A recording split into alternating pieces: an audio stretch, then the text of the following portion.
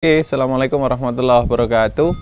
Eh, Apa kabar sobat peternak dimanapun Anda berada? Ketemu lagi dengan saya, Dr. Hewan Bima. Hari ini kita akan sharing lagi dengan sesi pakan jerami pada sapi. Jadi kita akan bertukar pikiran nanti. Pengalaman saya menggunakan jerami untuk pakan sapi, baik itu untuk fattening maupun breeding, yang sudah saya lakukan beberapa tahun ini dan alhamdulillah hasilnya cukup bagus. Jadi kenapa saya menggunakan jerami? Karena gini, jadi prinsipnya penggunaan bahan pakan itu yang pertama adalah ketersediaan bahan pakan itu ya, ada tidak di daerah teman-teman sekalian, kemudian harganya murah yang kedua, dan yang pasti adalah sifatnya kontinu atau ada terus menerus. Jadi jangan sampai kita mengejar harganya murah tapi barang itu susah ditemukan di pasaran. Itu nanti akan menjadi problem bagi kita dan kemudian juga akan menjadikan stres karena pakan sering gonta-ganti pada ternak. Nah, langsung saja kita bahas tentang jerami. Jadi penggunaan jerami itu kalau di tempat kami itu kita gunakan sebagai 100% pengganti serat. Nah,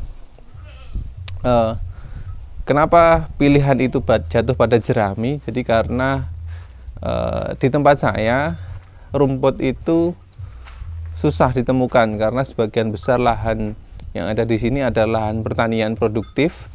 Kemudian jarang ditemukan lahan rumput yang luas yang bisa tersedia terus menerus. Selain itu, kalau kita harus merumput dengan populasi sapi yang banyak, tentunya akan memakan waktu dan biaya operasional yang cukup tinggi.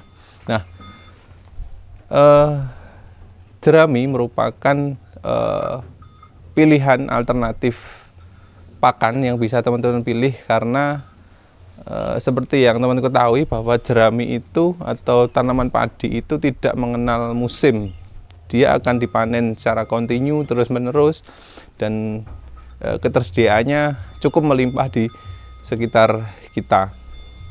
Nah, lalu ada pertanyaan besar, jerami itu kan pakan dengan kualitas rendah, bagaimana dia bisa menggantikan 100% porsi hijauan untuk ternak? Nah, di tempat kami tentunya pakan yang kami berikan tidak 100% berupa jerami, tetapi ada pakan tambahan yang bersifat sebagai pakan penguat jerami.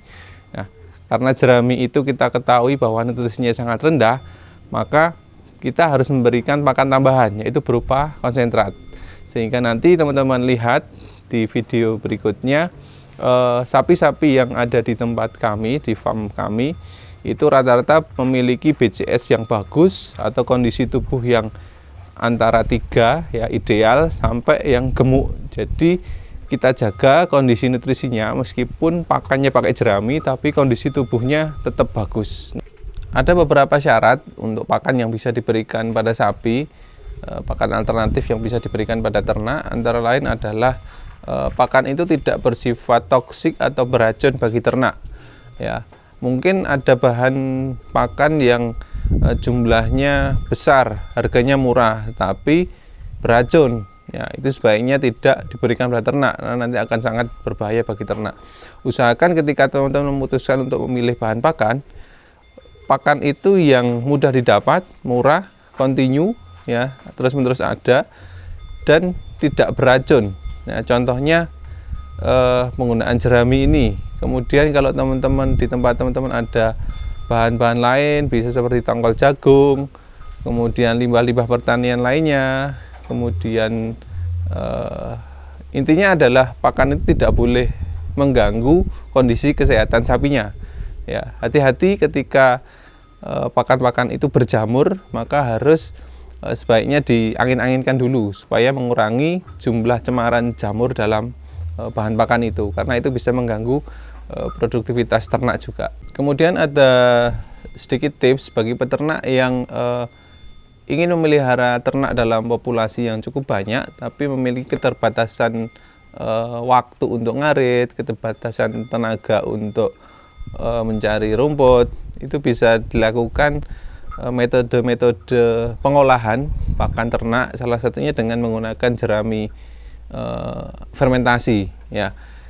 Kenapa kita sebut jerami fermentasi? Karena jerami ini ketika datang, kemudian kita tambahkan probiotik di dalamnya, kemudian kita tutup menggunakan plastik, kemudian setelah matang baru kita berikan ke ternak. Nah, itu adalah salah satu alternatif pakan murah dan mudah yang bisa teman-teman lakukan. Selain itu, ketika di daerah teman-teman juga ada panen limbah pertanian seperti tebon jagung, seperti hijauan-hijauan yang intinya balik ke potensi di sekitar kita, apa yang ada itu aja. Jadi apa yang ada di sekitar kita manfaatkan sehingga itu akan menjadi potensi sumber pakan yang melimpah ya, yang murah dan bisa kontinu.